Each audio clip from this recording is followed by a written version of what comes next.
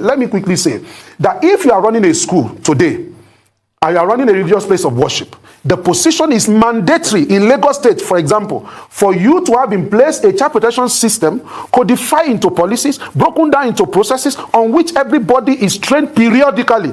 And that policy must be subject to review. And there is a template that we created. I worked on that policy, not only me, with other people, pro bono. I didn't charge Lagos State government 1 naira. I did that because I have been crying to say we should have such. And when they wanted to do it, they said, this is what you have been talking about. Let's do it. And I made myself available for months. But today, that has not seen the light of this. The question we have to ask today, the culprits in this matter are many. The Lagos State government is a culprit. The school is a culprit. The parents are even culprit, because if you send your child to a school, look at Sylvester's story. The boy has been complaining. This is what they did to me. Daddy, I don't feel like going to school. I'm sad that I'm going to school. Those were pointers to the fact that, those were red flags to the fact that the child was not having the best experience in that school. But at the end of the day, we still sent him to the school. At the end of the day, he met his death. The parents, you send your children to school, do you ask them, do you have in place a child protection system codified into policy? You know, you come here, you bring us British curriculum. You are running British curriculum, but you don't run a system that protects children. Where you borrow the British curriculum from, or the Finnish curriculum, do they run their schools without policies that protect children, that is reviewed from time to time? I can count on my fingertips today in Lagos State schools that have, child protection system codified into policies, broken down into processes on which everybody is trained. And the truth of the matter is that nobody is holding anybody accountable. I can assure you. Dowen College, I'm sorry, I'm a public domain. I think the most they want to do now is to be going around to press button. Children have died in different schools. I've investigated. Let me give you a quick example. A child is asthmatic in a school. The mother still called me yesterday. In a school, and I'm aware of the case. A child was asthmatic in a school. And so the child had an attack on Sunday in a boarding school. And the doctor was called. The doctor said he was busy somewhere. Called the matron, who is not a nurse, is not a medical personnel. Said, just take the needle. Let me put you through how to inject this boy. I'm telling you true life story in Nigeria. Let me tell you that intravenous injection was put straight onto the body of the boy. The boy died immediately. That is something that happened in a school in Nigeria. The school is still running. Nothing has happened. The parents, have made the little noise they could make. Did that come to the fore? A school is located somewhere in this Lagos. Then in the evening, children were playing. This child hit his forehead on the bunk of the bed. The school is located somewhere. The hospital of first responder was located 1.5 hours from the school. When the boy hit his head, these were things that were within public domain. Lagos State government conducted a coroner inquiry on this case. The boy was brought to the hospital 1.5 hours from the school. Of course, nobody knew how to stop the blood. Nobody knew how to do first aid. Nobody knew how to do CPR. This boy was brought to the hospital. Of course, he was pronounced dead. And the school was still saying something. And at the end of the day, the parents... he requested for a commission of inquiry, coroner inquiry. That coroner inquiry was done, found the school guilty. The school is still running. So I can continue to give you, what about their rule of goods? Look at what their children went through. It was then discovered that school that was running a boarding school was not registered with the Ogun State government to even run a boarding school. And their child died. A child was ill in school, went to the sick bay. They gave her medication. She came back the second day and said she has misplaced the medication. They still gave her another one. If you give your child is living with you, and don't you know the way of children with drugs, with medication, they don't want to take it, it's bitter and all of that, they don't want to take injection. If a child comes back to say, I misplaced my medication, what are you supposed to do? You gave him another one.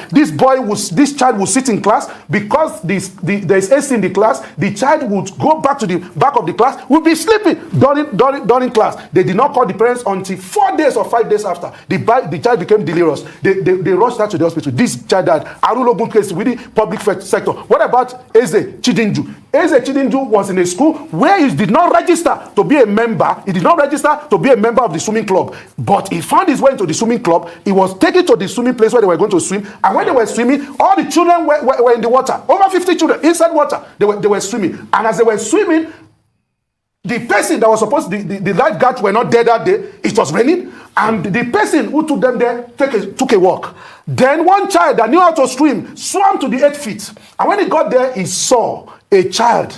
He saw a child there that was gasping for breath. Of course, they brought him out, rushed him to the hospital. Now, this is the point. When the boy who found that boy that was dying Shouted the first time, called for help. Nobody was inside, which means the person who took them there are taking a walk. At the end of the day, the boy died. What has happened? These are cases, litany of cases, under circumstances under which children have died. Some of them came to the public domain. Some of them did not come to the public domain. What have we done? So what is going to happen is that we're going to make noise like this. Yes.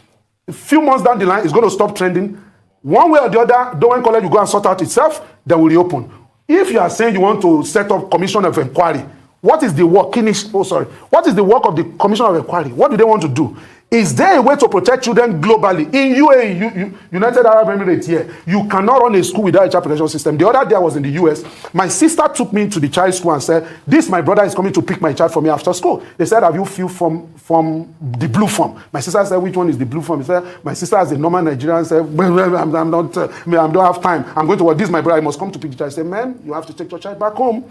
Because until you fill that form, what is that form? You fill the form, my ID card is attached. When I come to pick the child, my sister will have signed that form. And when I queried the woman said, this is the normal practice. It's not me. This is the position of the education district.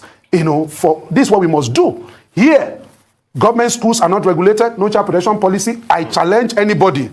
I'm to a public debate. Tell me, even schools here that are collecting 6 figures school fees, they should come and show us. What I'm asking them to show us now is to show us their child protection policy, child protection system, codified into policies, broken down into processes on which everybody is trained, which means you know what to do.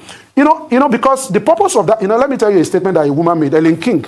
She's the consultant to UNICEF on child safety in the Caribbean. She made a statement which I love so much. It says, since children spend a significant amount of their childhood in school, it is for this reason, if no other, that school should be warm, caring and nurturing places when children feel protected and they feel supported. Indeed, research has shown that when children feel connected to school, they have better learning and behavioral outcomes. So what she say? School, what is the purpose of school? Better learning and behavioral outcome. How do you achieve that? Children must be connected to school. How do children become connected to school? They must feel protected and must feel supported. How do they feel supported and protected? The school must be warm, caring and nurturing places. And let me conclude by defining care. To care is to anticipate the needs of children, to anticipate the threats to them, to now make adequate preparation to meet those needs and mitigate those threats well before they arise. That is the meaning of care. It's not that you continue to run around etcher-sketcher. This studio has a system of admission. You admitted me into this place through a system. This place that we're having this program has a system that is running it. Imagine that we say we are Rise TV, we want to run an organization. There's no system of recording, there's no system of interview. You put people outside, you say that's why we should be having the program. Can it happen? That's what schools are doing, forgetting that the number one responsibility of a school is not to teach, it is to protect. Because once children are not safe, education cannot take place. Some brothers visited me before. That time they were visiting me, put a gun in my head. The longest 30 minutes of my life was not the time I remember Psalm 31. Was not the time I remember Psalm 23 or Psalm 91. Either dwell in the secret place of the Most High. Was not. And some of the people who have policy, they have embraced once saved, forever saved. We because they are saying we should do policy. We do policy. We just put it under the cooler, put ice water, and lock it up in the office of the principal. And those policies, those systems are not running anything. Mr. Kiname, these are such important points that you've made. It's completely devastating to know what Nigerian children go through.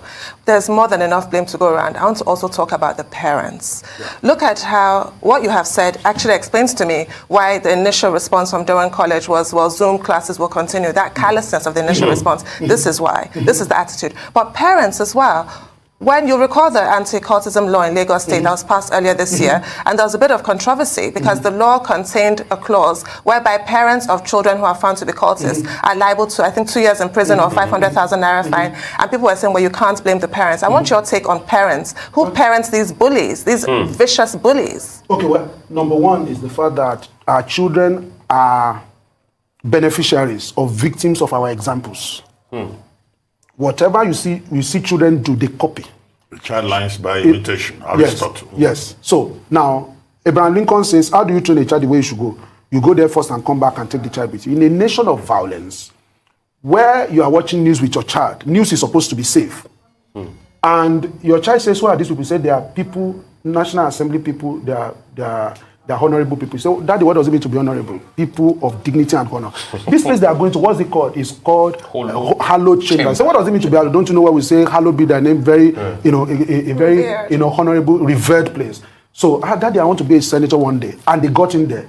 Somebody moves emotion that somebody is not happy with. The next thing is to begin to slap each other. And they are fighting and they are tying each other's clothes. And the child is saying, Daddy, what's going on? A 6-year-old boy was asked in this country, what will you do if you become the president of Nigeria? He said, I will buy one car for my daddy. I will buy one for my mommy. I will buy one for myself. Then I will resign. And the father said, Mr. Akinami, what's my son saying? I said, don't your son follow you in the morning when you are taking him to school and he's listening to those newspaper review? He's hearing that snake ate money somewhere. He's hearing that there's something somebody called political godfather, political godmother. Yes. The boy is saying, Daddy, you are the political godfather. Mommy, you are the political godmother. Once I satisfy you and I satisfy myself, I'll be fine. He's saying that, look, I have siblings. Those ones are citizens. I don't care about them. So the fundamental thing is that parents have a lot of role to play in all of this. Parents in Nigeria, I feel for parents, because there are 4 rings that are supposed to raise children. Only one is functional here, the family. They are the one paying school fees. They are the one paying house rent. Parents are distracted. It's easy for us to call for the head of parents, but do you know what parents are going through? Do you know what they are paying as school fees? Their counterparts in other countries are receiving support. They have not received any support. So parents are going through a lot. But having said that, if you have brought children to this world, it's your responsibility to try to see what you can do to protect them. And that is why I'm saying sometimes it's even ignorance. A woman called me many years ago, can I send my 8-year-old to a boarding school? I said, Madam, that's a question I cannot answer because I don't have enough facts to be able to answer that question. She said, why? I said, number one, that child, 8-year-old, is she old enough to defend herself? Number 2, does she represent the value system of the family? Number 3, our friends are going to become our primary influence. Is she strong enough a voice to be able to speak up and fend for herself even before help comes? I said, it's something I need to go and think about. And I created a material which I call 11 questions to ask before you send your child to a boarding school. Please. Can you assure us, I know it's stupid the question I'm asking, but can you assure us, based on all you've seen, that Sylvester will not die in vain? Because it looks as though, with all you have said, that might be the case with Sylvester. Can you assure us that everything will be done that Sylvester will not die in vain? I think there are 2 ways to it. Vigilance is the price of liberty. There's 2 ways to it. We have to follow this case, insist. The investigation that the Lagos State government is doing, we have to insist. If it is true that some children who have been alleged to have participated in the killing, in the bullying that led to the killing, have left the country, we must insist that they must be returned back to this country. We must write to the embassies of the countries that are accommodating these children right now to let them know what has happened. That's number 1. Number 2 is the fact that how do we prevent this case? Because it's preventable. It's for parents to ask questions, to insist. I say, if you are running a school, you are running a religious place of worship, and you don't have in place a child protection system codified into policies on which everybody is trained regularly to know their roles, and that policy is subject to review, you are running a potential crime scene. Don't be surprised. Crime will happen in the scene for crime. So the problem is that we have to arise as a people and begin to ask questions. Ask questions from government. What is the policy in your school to protect children? Ask government. You see, if I register my child in a private school, I'm a customer. A customer should be able to ask questions. Please do have in place a policy, that we are talking about, a system codified into policy. I think that is the way to go about it. 1, we must insist that justice is done in this matter. It's not swept under the carpet. But the question again is that does society have the capacity, the history, the precedence of following a matter to conclusion? We just wait for another news to break and something is going to happen. That's it. The number 2, I fear that that's the trend in society. Number 2 is the fact that your school is shut down. And you are saying school is going to continue online. That is your first response. I mean, that is appalling. Even if you have lost your humanity as a person, as an institution of learning, when you're supposed to communicate value to children, communicate kindness, to them, and what you are thinking is that how things are going to continue. Why we are not saying the life of everybody within the school system should be put on hold? We are saying that justice has put the life of that family on injustice. We put the life of that family on hold because the family will be interested in a closure. Look at what the father is saying. Tell me what happened to my son. Don't tell me it is football. You made a statement when we were starting. Cover up is worse than the crime itself. A child has died. You have not even had the human kindness to say that we are sorry.